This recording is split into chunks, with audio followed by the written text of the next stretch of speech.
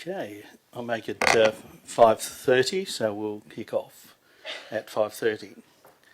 I wish to acknowledge the Garial people as the traditional custodians of this land on whose lands we are meeting, and recognise their strength and resilience, and pay my respects to their elders past, present and emerging. I also wish to acknowledge our freeman, Arnold Carter. Good to see you again, Arnold. And welcome members of the public. Item 3, attendance is listed there of the officers. Item 3.2, attendance by phone, there is nil. Item 3.3, apologies. We have our Director of Corporate Services is on annual leave, Anthea Bird. Point 3.4, approval of leave of absence, there is nil. Item 3.5, disclosure of interest. Our Chief Executive Officer has disclosed a vested and financial interest in item 15.2, Chief Executive Officer's probation review. Item 4, there is nil. Item 5, there is nil. Item 6, public time. Important notice. This meeting is being recorded on audio tape and streamed live online as an additional record of the meeting and to assist the minute-taking purposes for which they may be released upon the request of a third party. If you do not give your permission for the recording of your participation, please indicate this at the meeting. The public is reminded that in accordance with section 6.16 of the Town of Port Hedland local laws on standing orders, nobody shall use any visual or vocal electronic device or instrument to record the proceedings of any meeting unless the person has been given permission by the chairperson to do so.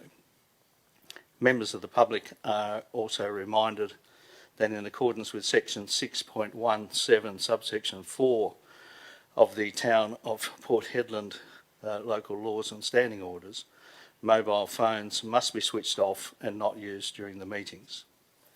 In accordance with section 6.7 subsection 3 of the Town of Port Hedland local laws and standing orders, members of the public are required to complete a question form and place the completed form in the tray provided if they wish to ask a question.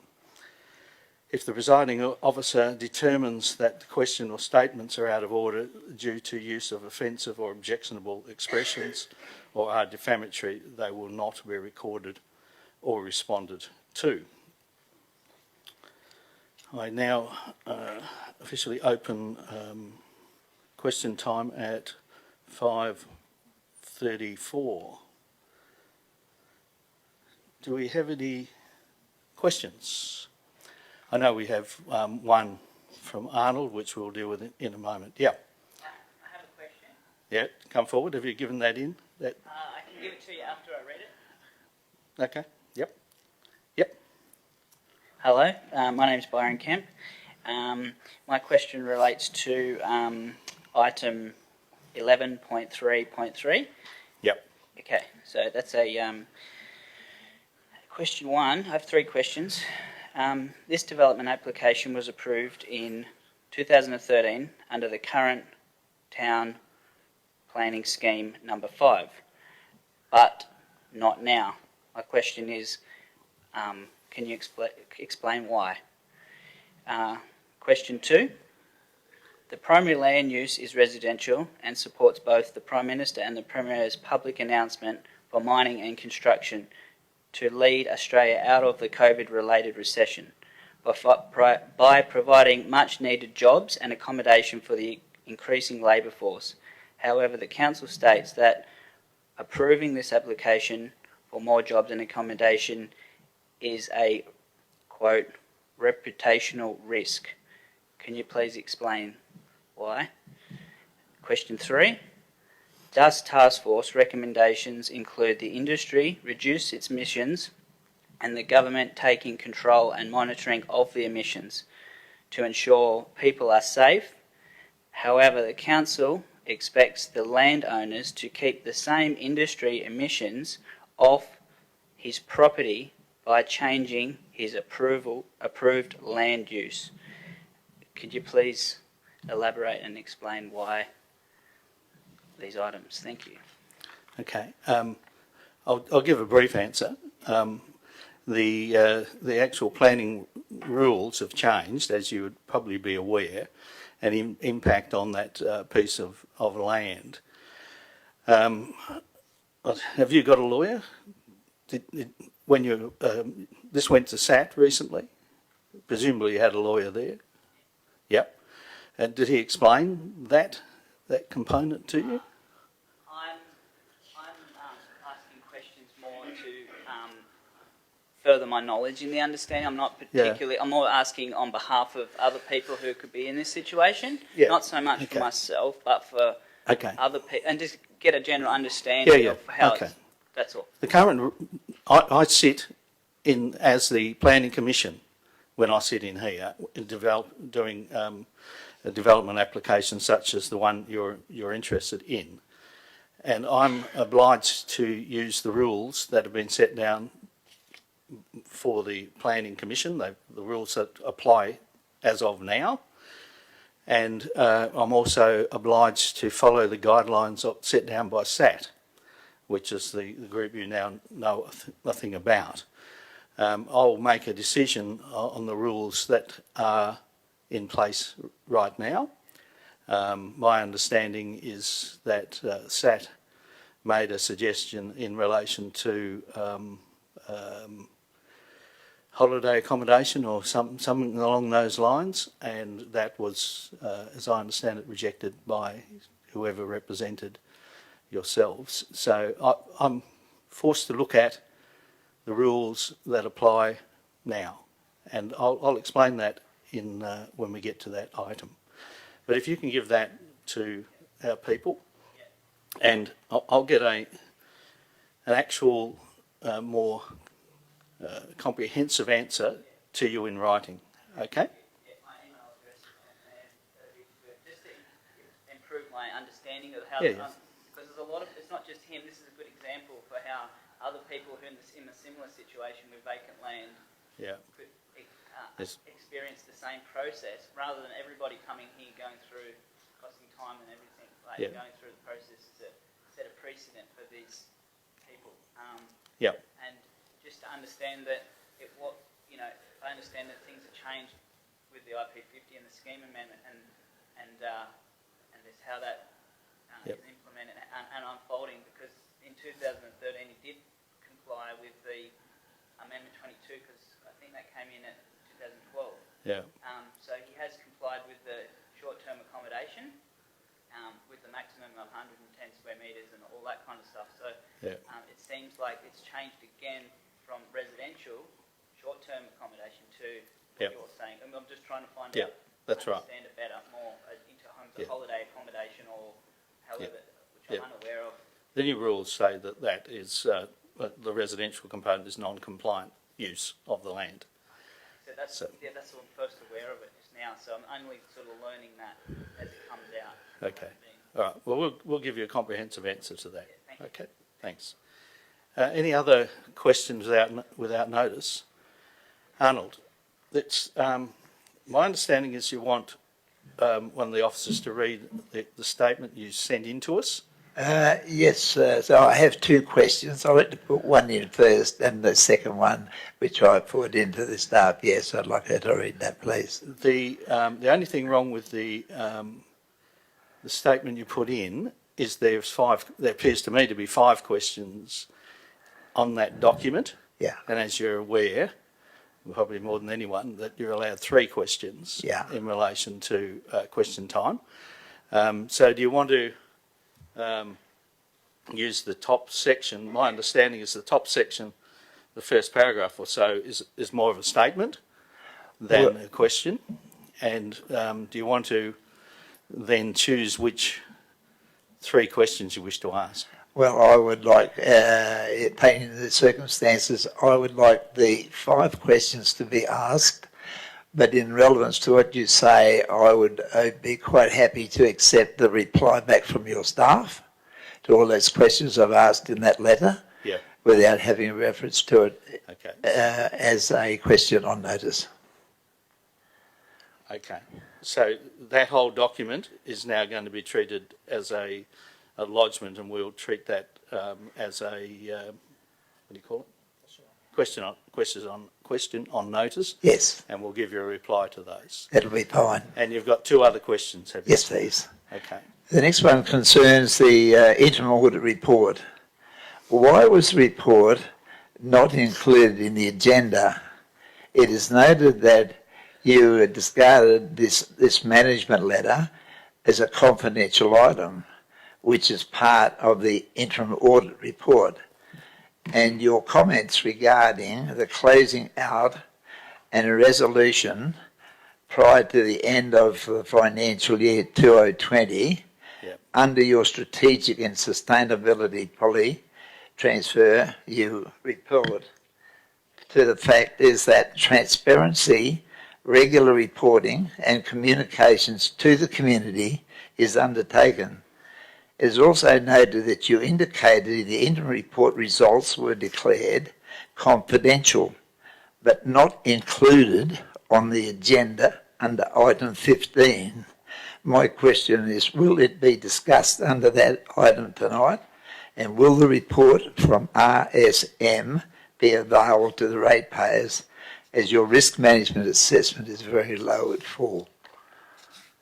In relation to that report, is that in confidential? It's not, is it? Yeah, but this item isn't, is it? Now, the item is going to be an open debate today. Yep. So I'll give you the results of that interim report Yes. and what we're doing about it tonight. That would be fine if I get that. Yes, thank you, sir. That'll be fine. Well, I'll tell you now, so you don't have to stick around. If that's that, this is the first time that the new system has been put in place, which is with so the Auditor General appointed RSM to do an internal audit of us. Yep. And the initial audit highlighted one issue, and that was the check reconciliation process undertaken by council. Our people have looked at that, and what the problem really is the complexity of putting them all together, matching them, is time consuming, and we have insufficient staff in that section. So what has happened is we have an electronic solution to that issue, and putting that together with our internal controls, that issue is now no longer a problem. So that's how it's been solved. The RSM, yes. they will conduct the final audit in October. Yep. So they'll come back, they'll make sure that what we've done suits their interests. I think we've already probably advised them of that. And they'll finish the audit, and if there's any alterations, as you're aware, to the final figures for the 30th of June, if the auditors tell us that there needs to be any alterations to those final figures, then that'll happen in October. Oh, that answers my second question, Commissioner, that you're going to wait for that. You've answered that question, so that's fine. Yeah. Thank you. I'll explain a bit of that tonight, but... Yep. Yeah. Okay. Anyone else have a question? There's no further questions. I close question time at 5:45. Does anyone have any statements they wish to make?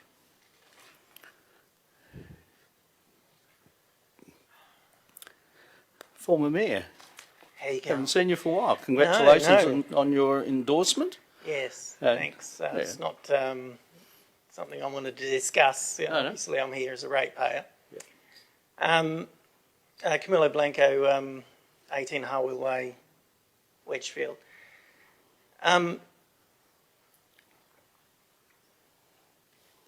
Just in relation to what was just discussed on the reconciliation, First time the Auditor General has done the books. Yes, where that was a new system that the state government has put into place. But the reconciliation of our accounts, there was an issue with that. For as long as I can remember, as long as I have been involved with the town of Port Hedland accounts, and each year that same subject came up, and each year, the same issue of lack of staff in the financial section of the town. So obviously, I had a look at the budget, and I have seen that there's an extra $5 million allocated to staff, and I would hope that our financial section is resourced appropriately, so this sort of stuff doesn't keep coming up each year. Obviously, there's a bit of media within the about the next local elections coming up, and it's pretty concerning to me, to see different people putting their hands up and may or may not have been involved previously. Considering that when I took control of, when I became mayor, that the town's finances were an absolute mess, and it took us quite a few years to get them under control, and in a place where we're not spending $7 million more than we're earning. So now we've got a situation where we've got enough money to turn the town around, and to actually, do exactly the same thing as what Karratha has done, and beautify and also create a livable, town. But, I'm concerned that we have. I was sitting in the public gallery for 10 years, right, watching, studying, looking at, how all the regulations work, how all the laws, affecting local government work. One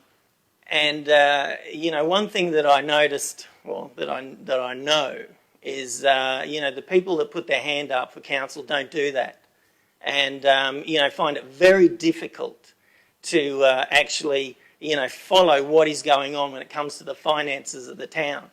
So, I hope that the people putting their hands up at the next election actually have the foresight to do a bit of study, to understand, what is going on with the town's finances, and allocate those finances to the right areas.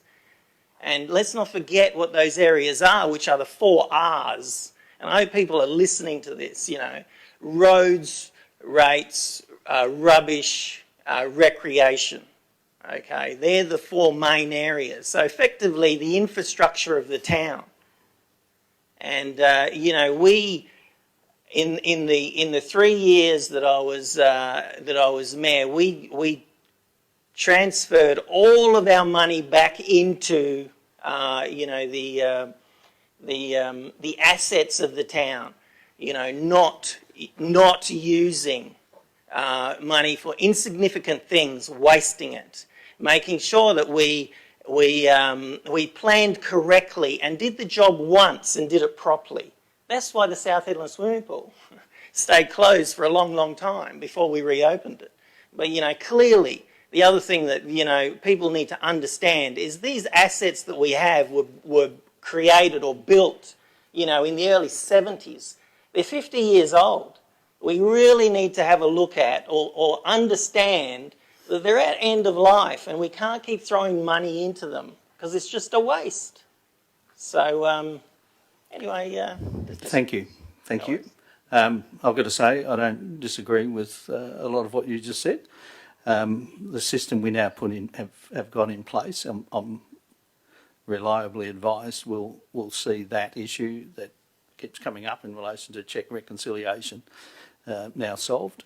You'd be happy to note that We're preparing master plans for the future use of all the swimming pools and this building. That'll be decisions that the next council will make. I don't want to enter into a debate. No, I'm not going into a debate. I just want to say, I just walked in. I haven't been in here for a long time. Yeah. And it looks actually quite good. The chambers and also the walk-in area and the front lobby looks great. So you did a great job on that. Thanks. So any other statements? There being none, I close statements at 6:51. Oh, sorry, 5:51. Do we have any petitions, people? No, there's no petitions. Questions from members without notice, there is nil. Announcements by presiding officer without discussion, there is nil. Declaration of all members to have given due consideration to all the matters contained in the business papers before the meeting. I declare I've given due consideration to all matters contained in the agenda. Item 10, I confirm the minutes of the ordinary council meeting held on the 22nd of July 2020, that they are true and correct, and I move the recommendation in relation to that. We just now move into the ordinary items, and one of the items, of course, will be of interest to the Anderson Street, and of course Arnold's queries in relation to the accounts. Firstly, item 11.1.1, delegated register amendment. So this report is a minor amendment to the delegated powers to allow the CEO to approve the transfer of leases to community groups without the red tape that currently takes up to 7 weeks to process. These leases are worth currently annually a $200 fee. There are a large number of these leases that community groups and the like have in Port Hedland. The delegated power would put us in line with most level 1 councils, such as Busselton, Stirling, Vic Park and Rockingham. These changes will assist not-for-profits into the future, so the annual renewals won't change for the existing ones. So I support the recommendations in relation to this matter.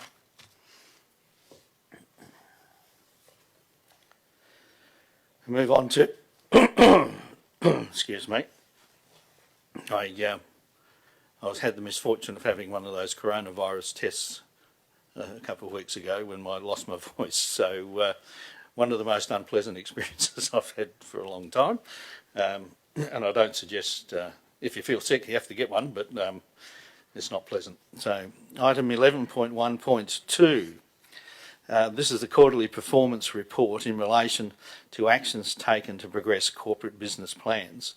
These reports give a view of how your council or our council is operating to achieve strategic community plans and corporate business plans. The following is a list of some achievements in the quarter 4. 1, key stakeholders are working on a new reconciliation action plan or some document to replace it. The pace of delivery of the document has been adversely affected in relation to the effects of COVID on a lot of operations in relation to consultation and the like.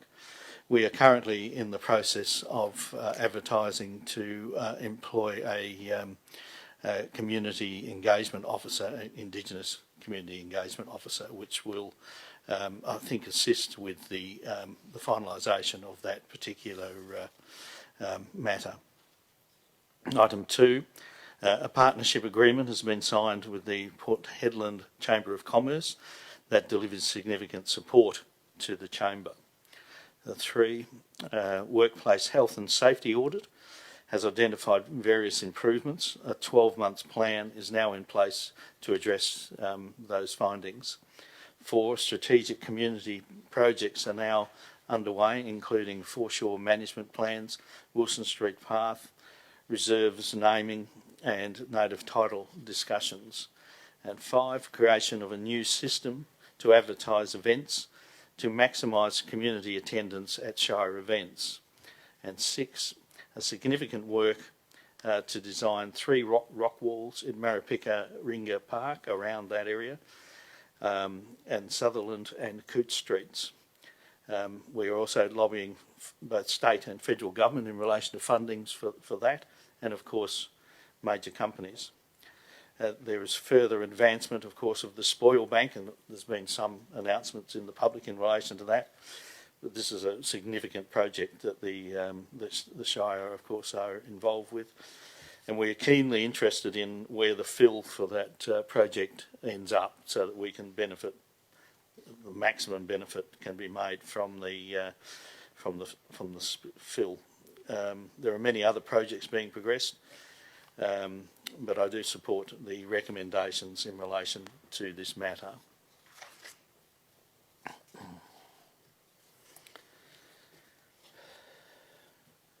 Item 11.1.3.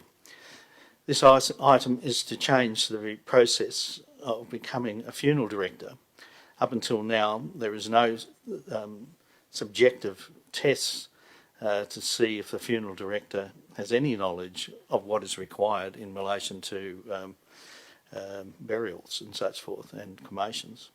This policy will at least deliver a process that is consistent and ensures the applicant will have an understanding of what implications should their actions take that do not meet the specific requirements. Also reinforces the requirement in Port Hedland that applicants must be a licensed funeral director. In my view, these changes are vital. They enforce some knowledge in the process of getting your licence.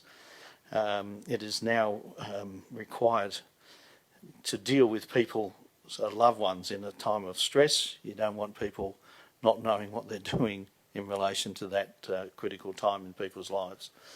This new way of managing and issuing a funeral director's licences will be clear, streamlined and ethically sound. So I support the recommendation in relation to this matter.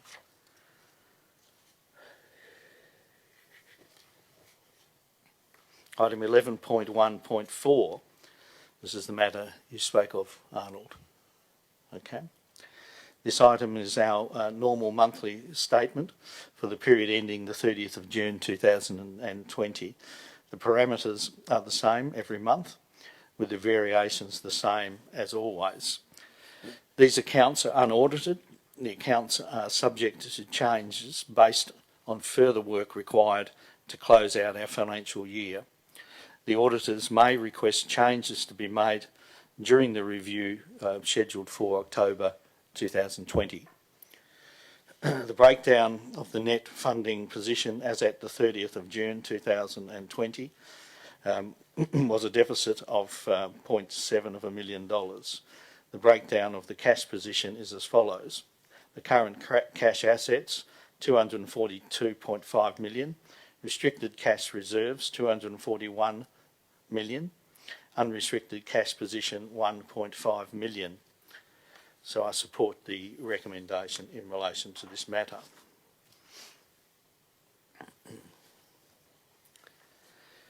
The next item, item 11.2.1. This item gives the progress of small grants put out to give small amounts of to a diverse group of community not-for-profits and clubs. They are small in their nature, but assist many clubs to function and deliver services to the broader community. I wish to go through the categories for the grants, just remembering the number of grants. I'll read out the number of grants and then the amount allocated for that particular grant. The number of grants doesn't mean you. If the first one, for instance, is artistic development grants.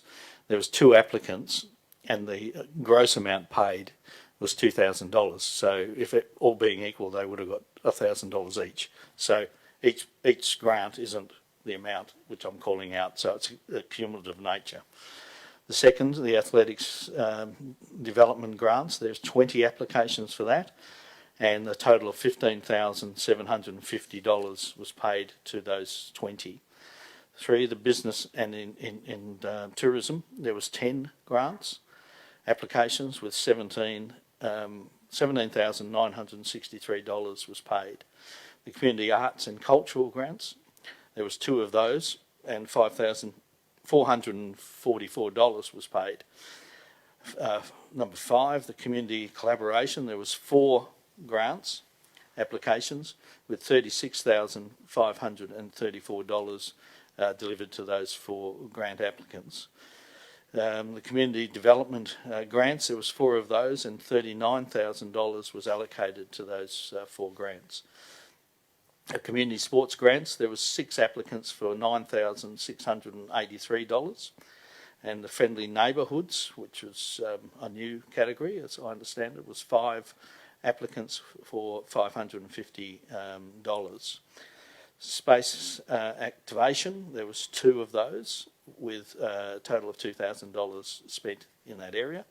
Special events, there was 3, and a total of $5,747 was paid. And finally, the youth leadership and development grants, there was 10 of those, and an amount of $12,000 was paid in relation to those. So there's a total of some 68 applicants for the grants, and a total of $146,671 was paid in relation to them.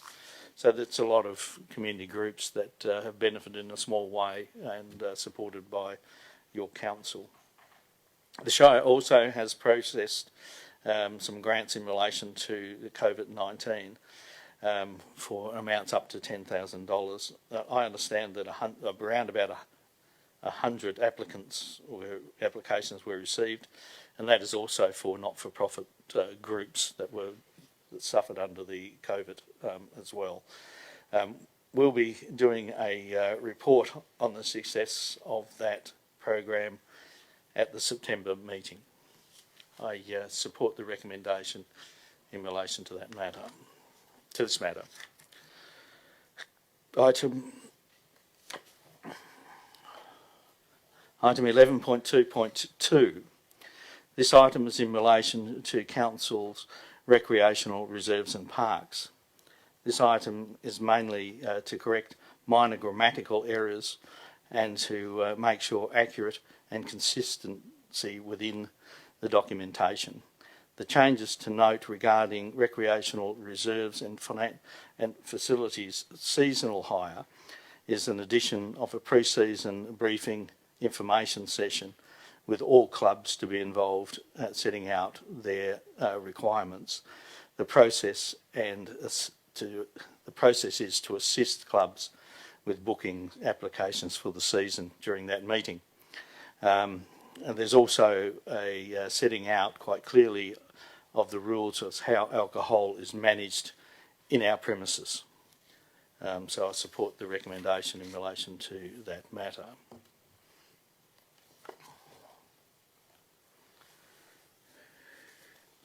Okay, item 11.3.1. This item is the release of funds out of the reserve set up to complete repairs on our property at our airport. This item authorises the payment of some $11 million for the work of, firstly, removal of asbestos and contaminated soil from the new car park where the old car hire facilities were based. They had fuel tanks in the ground there, and they have leaked significantly, so that there's significant contamination needs to be fixed before they complete the work in relation to the car park and the like. 2, the creation of a new wastewater treatment plant. This was estimated to cost between $12 and $15 million a couple of years ago. The town and the Port Hedland International Airport have come up with a system we think is better, that costs significantly less. When the airport lease was sold, an amount of $14 million was set aside for these purposes. This new system of wastewater treatment plant will be built and have the capacity for the foreseeable future. And my understanding is that its capacity will be approximately 10 times bigger than the current system that's woefully inadequate. This item also puts in place repairs to the potable water mains required to operate an airport of this size, to allow firefighting systems to be reliable and fit for purpose. They currently aren't. All these issues basically were known to Council when the lease was signed. It is now time to take the remedial action required and the payments transfer the town's liability to the areas mentioned to the airport. The acceptance of the officer's recommendation means the work will take place together with the broader works that are happening and reduce the costs of those particular items as a result. So I do support the recommendations in relation to this matter.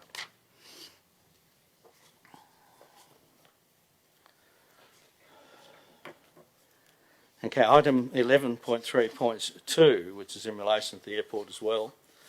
This is a local policy planning matter. This item was dealt with in the February 2020 meeting and has been out for public consultation.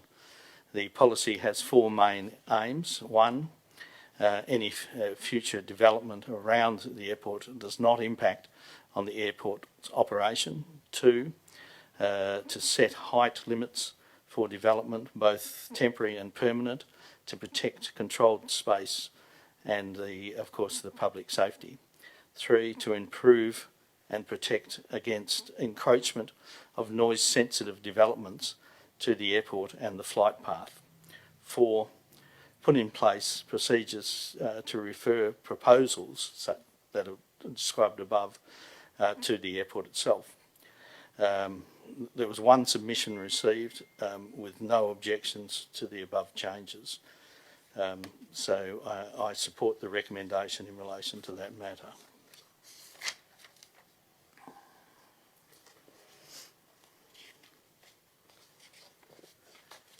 This next one, 11.3.3, is the one that you're talking about. And we can give you a copy of the full recommendation before you leave. Okay? Can we do that? You don't mind? Yeah. Okay. Okay. Okay. Item 11.3.3. SAT requested reconsideration of an application for lot 737 in brackets 113 Anderson Street, Port Hedland. I've looked at my notes and the reasons for refusing the application on the 22nd of April 2020, remembering that I'm sitting as the Planning Commission in these matters. I looked at the principles set down by SAT itself, and they are: one, has the planning framework changed substantially since the original approval? And the answer to that is quite definitely yes. That's quite massively. Two, would it be approved in today's figures, on today's planning standards? And the answer to that is no. Three, whether the applicant actively pursued the implementation of the approval, and for many years that didn't happen. The main reasons for refusal was the land use requirement to not build permanent dwellings. The applicant would not change to holiday accommodation, as I understand it, suggested by the SAT themselves. As a result, I do not see any reason for changing my previous decision and refuse the application for the reasons set out in the recommendation. As I say, I direct that a copy of this goes to the applicant. I support the recommendation in relation to that matter, and hopefully the documentation you'll get will explain a bit more to you. I'm happy sometime in the next week if you want to sit down. I'll go through it. Okay. Okay.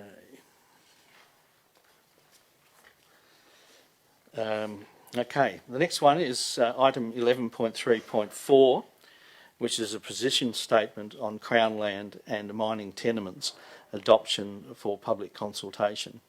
This report gives council's views on how proposals and management of Crown land and draft position statements for mining tenements.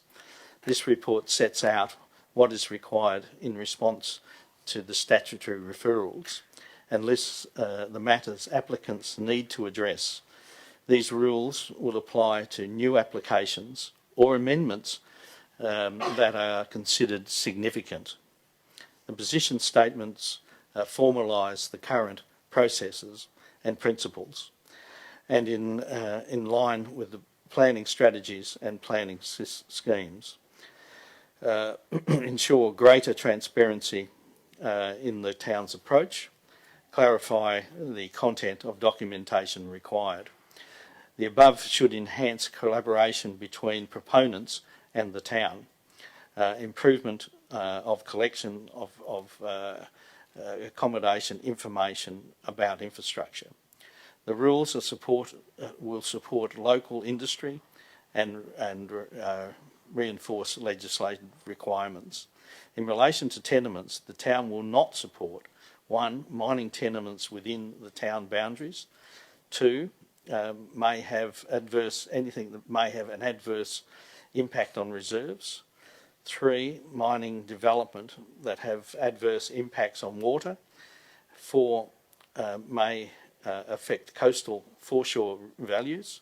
And 5. Construction of a duplicate airport infrastructure capable of undermining our airport. And there is also, of course, a list of areas that the council will support, so that the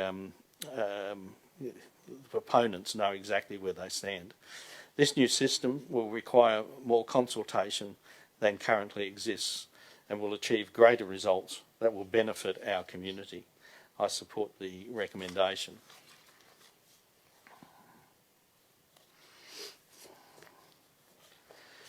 Item 11.3.5, which is the Highway Precinct Design Guidelines.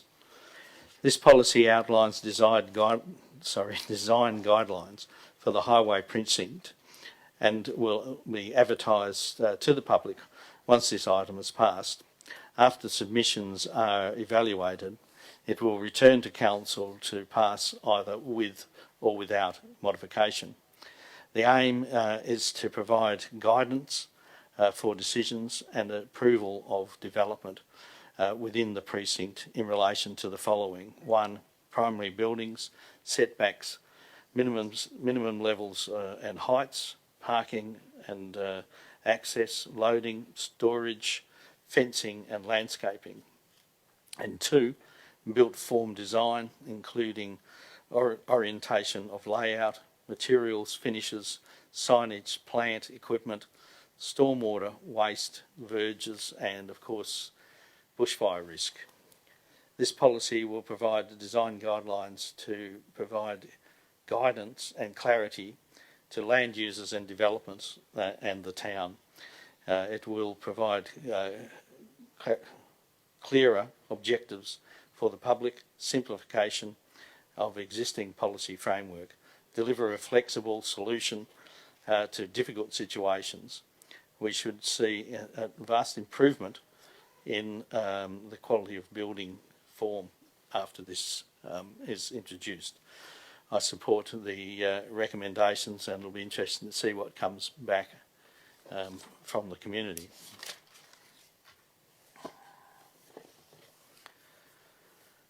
The next item, 11.4.1, this is a minor review of policy that I approved in October 2019.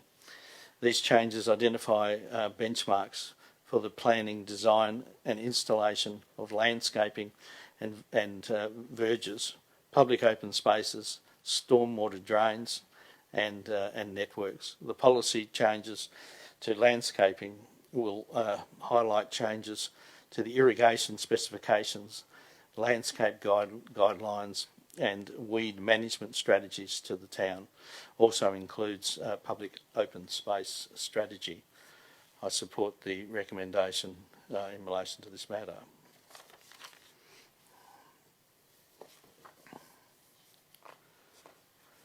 Okay. Item 11.4.2. This item is to give a contract to supply installations, repair, removal of barbecues, currently maintained by a council. There are currently 48 barbecue sites in the town. The winning tenderer is from Reading Electrical, and I support the recommendation, but I shall read it out aloud as it has a financial implication. The recommendation is as follows: that Council accepts the tender submitted by Reading's Electrical in accordance with the tender RFT 1920-39 barbecue renewal program for a total service charge of $36,363.60 in addition to the schedule of rates as set out in the RFT for a period of 5 years. The contract supplies specifics are: 1.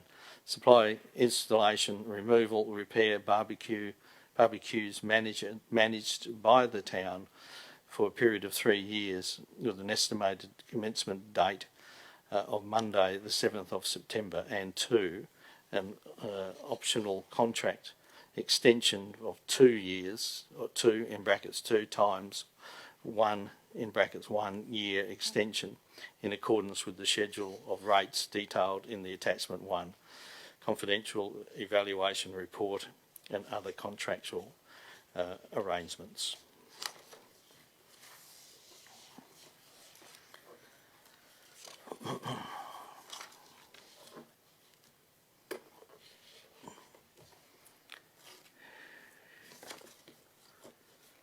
Okay. Award of tender for construction of housing. This tender is for 2 separate contracts.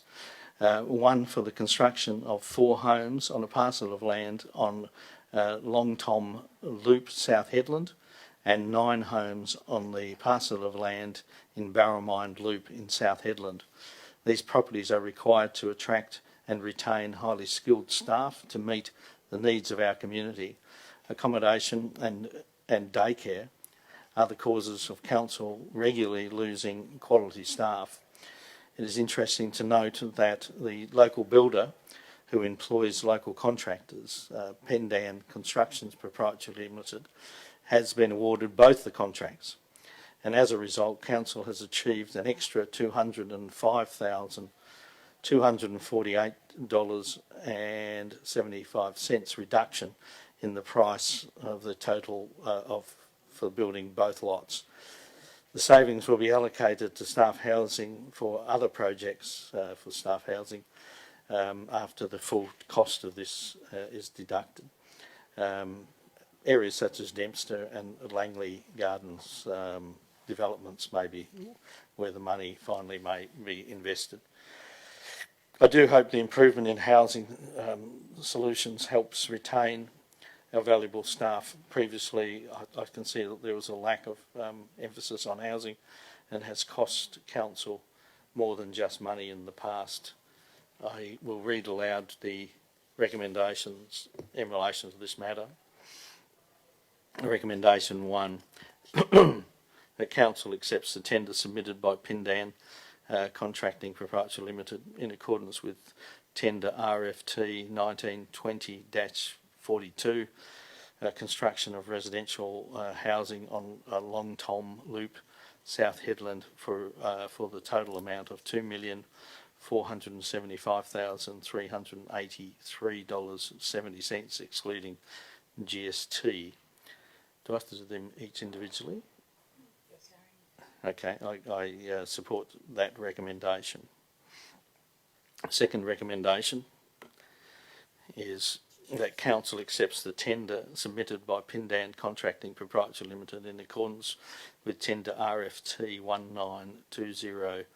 1920-41, construction of residential housing in Barramine Loop, South Headland, for a total amount of $4,685,554.45, excluding GST, and notes that by awarding both tenders to Pindan Contracting Proprietary Limited, the award price has been further reduced by $205,248.75, excluding GST. So I support that recommendation too.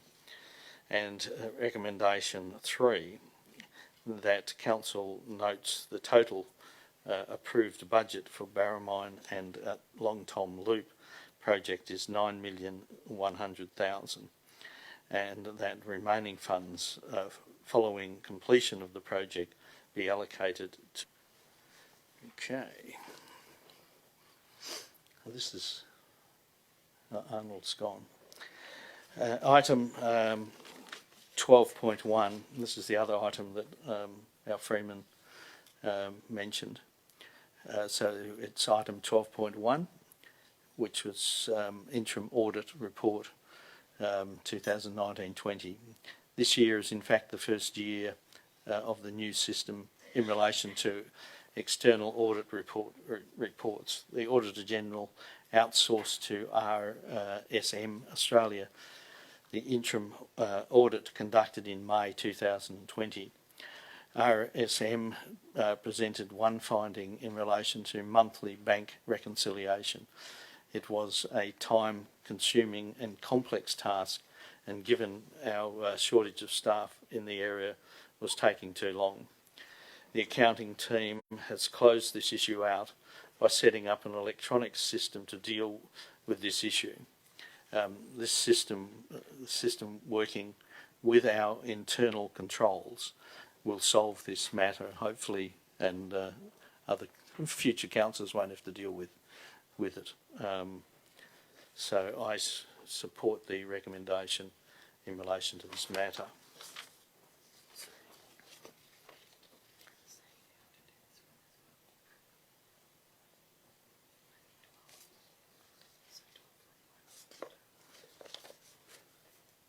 What is it?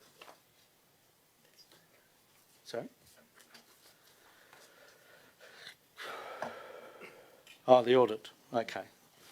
I also wish to state that I received the minutes of the Audit and Risk and Compliance Committee on the 10th of, which was held on the 10th of March 2020, and to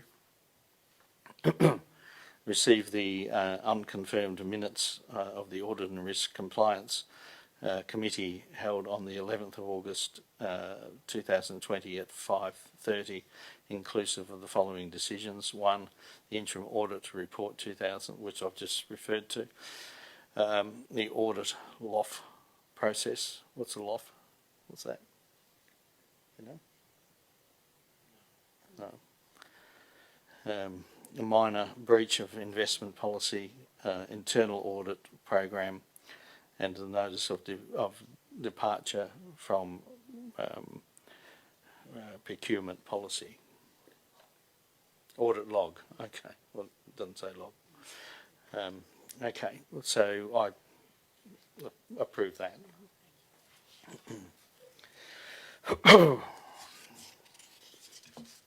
Okay. We're into item 13. Is that right? Yep. Okay, item 13, motions for which a previous notice has been given. There is nil. New business of urgent nature, or late item, there is nil. 14, matters for which the meeting may be closed, the confidential matters.